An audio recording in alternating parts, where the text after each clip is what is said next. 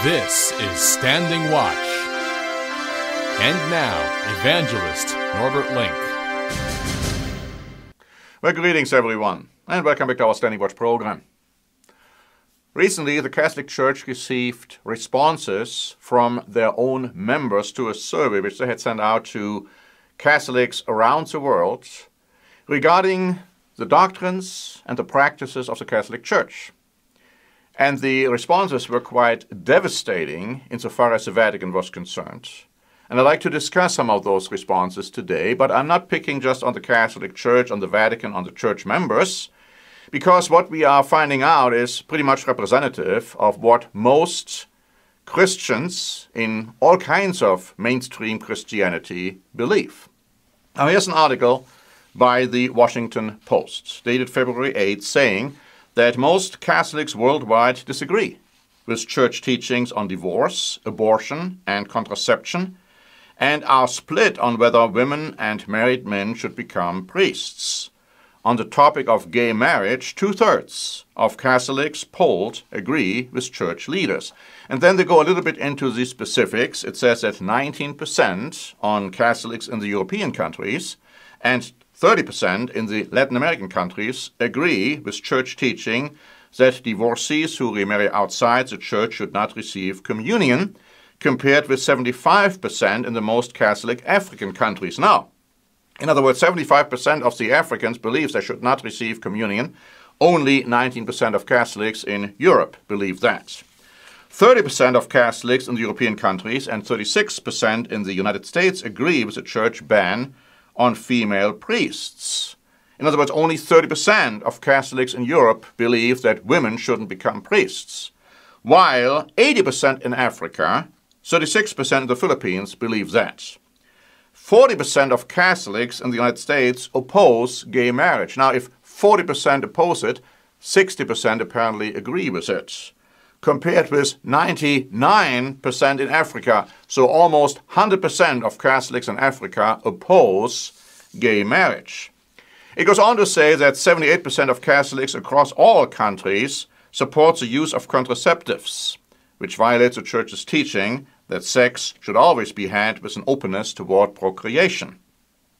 More than 90% of Catholics in Argentina, Colombia, Brazil, Spain, and France support the use of contraception. So the vast majority of Catholics believe that we should be able to use contraceptives even though the Catholic Church teaches against it. It says that 66% of Catholics oppose same-sex marriage, with majorities in 8 of 12 countries surveyed agreeing with church doctrine. So we see a huge disparity between what the church teaches and what the Catholic members believe and do. And so the question is that going to affect in any way church teaching? The article goes on to say that critics say Pope Francis' solicitation of opinions wrongly gives the appearance that Catholicism is a democracy. Others say there is no evidence that he would teach doctrine. Any change would be a complex undertaking, as Catholics are going in many directions, as we have just seen. Now, Der Spiegel Online wrote also about the survey on February 3, but they specifically focused on events in Germany. And of course, Germany is going to be one of the most critical countries, especially in Europe, when it comes to political and religious developments. And this article says that Spiegel has taken a closer look at the mood in all 27 German dioceses. The outcome is devastating for the guardians of pure doctrine. Even in conservative Bavaria, 86% of Catholics do not believe it is a sin to use a pill or condoms, both condemned by the Church. And so they say that's pretty much reflective of just about every diocese in Germany. The question is asked, could it be that while the tone has changed at the Vatican, the substance remains unchanged? The Argentine Pope has not eliminated or even softened a single dogma of his rigid church, even though he has a power to do so.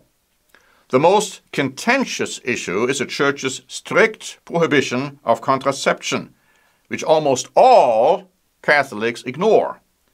The Vatican's notion that couples should only live together and have sex after marriage is equally outdated.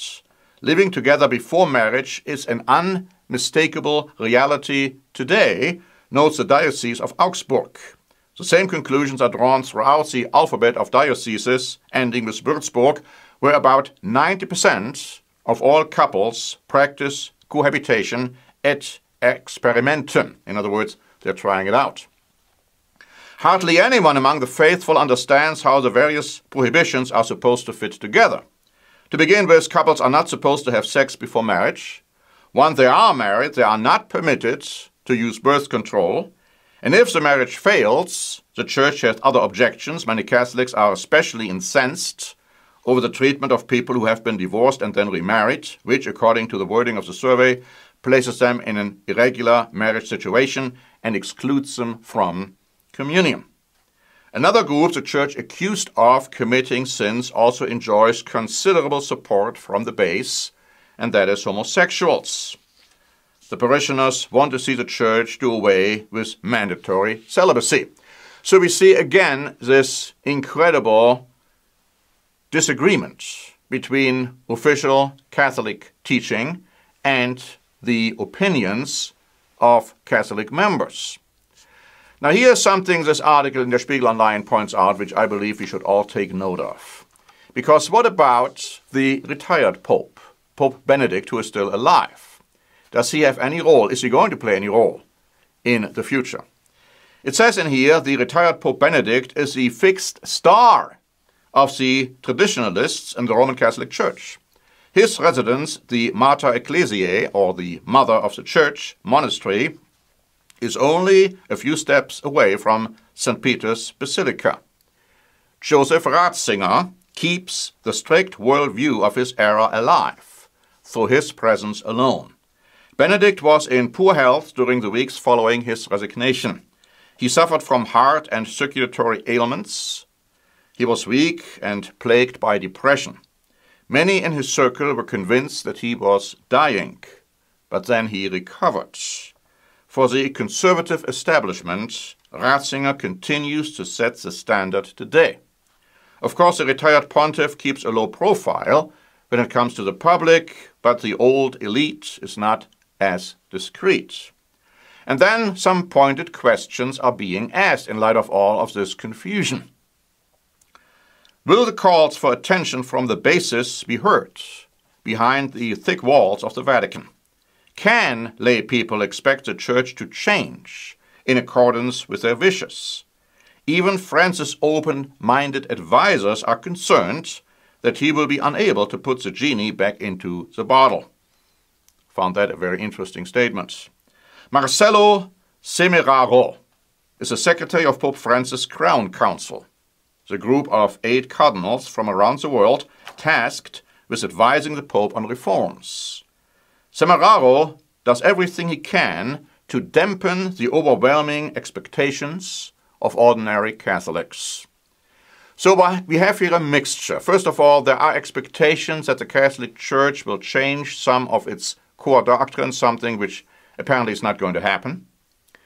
But also the question remains, where is the Catholic Church right and where is it wrong? And where are the church members right and where are they wrong? And the same applies to all kinds of mainstream Christianity. First of all, the Catholic Church is wrong, let me just say that, from a biblical standpoint, when it comes to prohibiting the use of contraception prior to conception. The Bible nowhere says that that is something which should be done. The Catholic Church is also wrong when it says that sex within the marriage should only be held, and you should only have sexual relationship within marriage if you want to procreate. That's wrong. The Bible nowhere teaches that. Also, it's wrong to say that the Bible doesn't allow any divorce whatsoever. Christ says that the marriages which God has bound, now not every marriage today is bound by God, but those who are bound, they can be divorced under certain biblical circumstances. Christ talks about it, Paul talks about it, so that rigid view by the Catholic Church is also wrong. But then they are correct in certain areas. It is, for instance, a sin in the eyes of God if young people or even older people live together, have sexual relationships together without being married. The Bible calls that fornication. I don't care how many feel that it is outdated. That is something the Bible clearly states.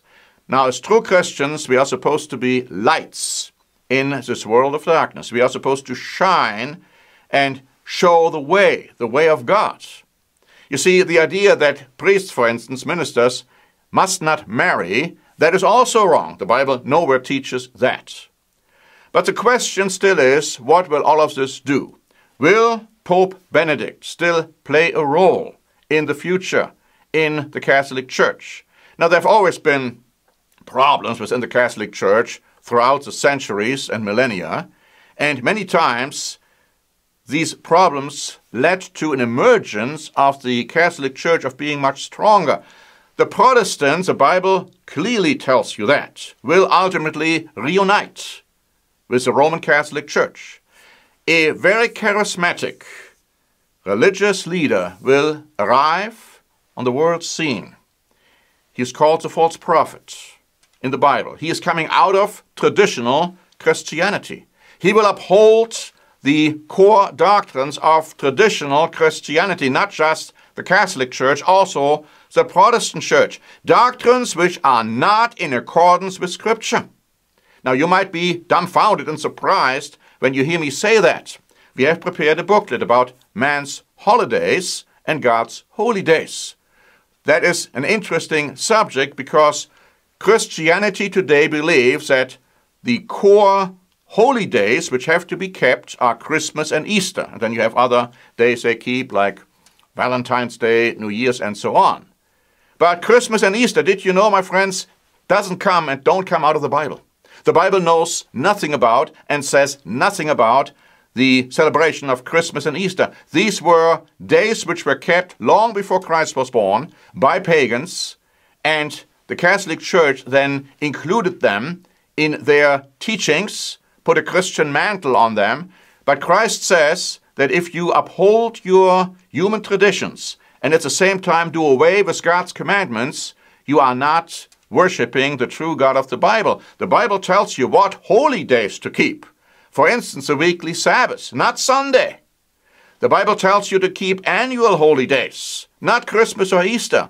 These are core doctrines of traditional Christianity, which traditional Christianity will uphold, no matter who is leading them.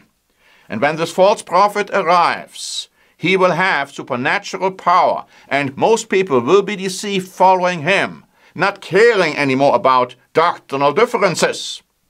But it's all in contrary to what God says in his word. And the question for you, my friends, is, will you follow God or will you follow man? Thank you very much for listening. This is Norbert Link for the Standing Watch program.